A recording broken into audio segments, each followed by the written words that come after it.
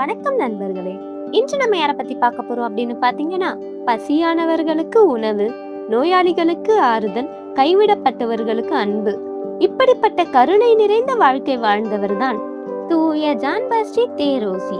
1698ஆம் ஆண்டு இத்தாலியில் பிறந்த ஜான் பாஸ்டி மிக சாதாரண குடும்பத்தை சேர்ந்தவர். வறுமை இருந்தாலும் இறை அன்பிலும் சேவையிலும் வளர்ந்தார். 13 வயதில் இயேசு சபையினர் நடத்தும் கல்லூரியில் சேர்ந்தார்.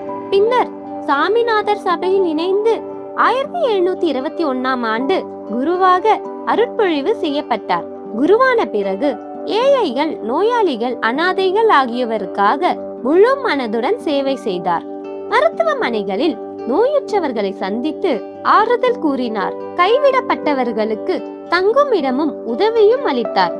அவருக்கே அடிக்கடி வலிப்பு நோய் வந்தது.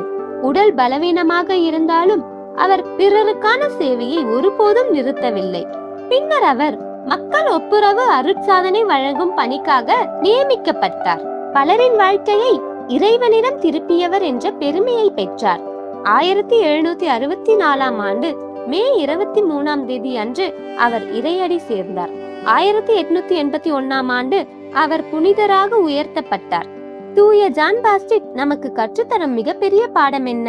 சமூகத்தின் மீது அக்கறை கொண்டு வாழுங்கள். ஒரு காலி குவளையில் பாலை நிரப்பிய மகனிடம் அவரது தந்தை சிறிது சர்க்கரை கலந்து சமூக அக்கறை இல்லாத வாழ்க்கை கசக்கும் என்று கூறினார். ஆம், நம்மை மட்டும் நினைத்து வாழாமல் பிறரின் துன்பத்தையும் கவனிக்கும் மனம் நமக்குள் இருக்க வேண்டும். தூய ஜான் பாஸ்டி எங்களுக்காக வேண்டிக் கொள்ளும். ஆமேன்.